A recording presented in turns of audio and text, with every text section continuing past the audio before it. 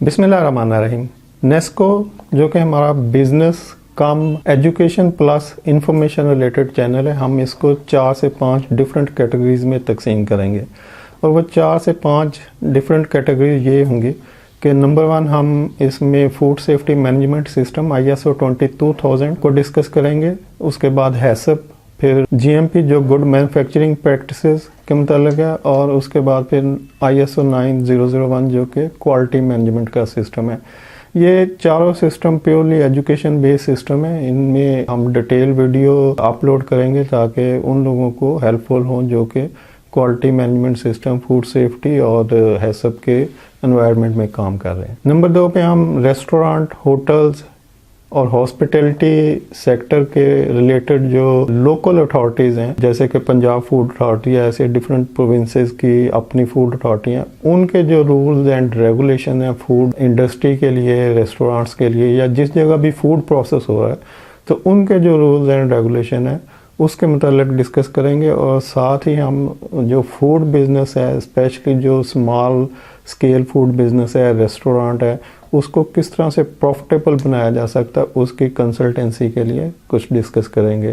साथ हम जो फूड अथॉरिटी की रिक्वायरमेंट है कि किस तरह से आपको अपने फूड प्रोसेसिंग एरिया को क्लीन और हाइजीन रखना चाहिए, उसमें किस तरह की चीज़ें इम्प्लीमेंट करनी चाहिए, उसको डिस्कस करेंगे। और साथ हम अपनी जो प्रोडक्ट्स हैं नेस्को की, उसको आपको इन्फॉर्म करेंगे कि आप किस तरह से उनको यूज़ करते हुए अपने फूड एनवायरनमेंट को अकॉर्डिंग टू लॉज मेंटेन रख सकते हैं। नंबर 3 हम हॉस्पिटल और हेल्थ केयर इंस्टीट्यूशंस के मतलब इंफॉर्मेशन देंगे। ये भी बिजनेस कम एजुकेशन बेस होगी।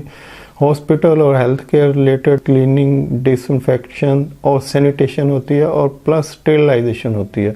तो ये कहाँ पे किस तरह से इम्प्लीमेंट होती है, कैसे होनी चाहिए, इसके लिए कौन सी प्रोडक्ट चाहिए, किस तरह से यूज़ होती हैं, ये हम हॉस्पिटल और हेल्थ केयर रिलेटेड जो भी इंस्टीट्यूशन है उनके लिए अपनी प्रोडक्ट प्लस उसके इंफॉर्मेशन और प्लस उसका किस तरह से आपको डिसइंफेक्शन और स्टेरिलाइजेशन करनी चाहिए उसके मतलब कुछ वीडियो अपलोड करेंगे। नंबर 4 है फार्म बायोसिक्योरिटी। फार्म बायोसिक्योरिटी में पोल्ट्री फार्म है, डेयरी फार्म है, या और भी एनिमल जो भी आप स्टड फार्म होता है जैसे घोड़ों के लिए, या कुछ और एनिमल जो भी फार्म हाउस में पाले जा रहे होते हैं या उनकी परवरिश हो रही होती है, या जानवरों के लिए जो फार्म बनाए जाते हैं, उसकी बायोसिक्योरिटी के मतलब हम एजुकेशनल वीडियो प्लस अपनी प्रोडक्ट जो कि हम वहाँ पे यूज़ करवा रहे हैं बहुत सारी फार्म्स को, उसके मतलब वीडियोस करेंगे। और 5वें नंबर पर हम जनरल क्लीनिंग के मतलब डिस्कस करेंगे। ये जनरल क्लीनिंग जो होगी ये फूड इंडस्ट्री में भी काम आ रही होती है, ये फार्मास्यूटिकल इंडस्ट्री और जो जनरल इंडस्ट्री होती है, कोई भी मैन्युफैक्चरिंग प्रोसेस है वहाँ भी हो रही होती है।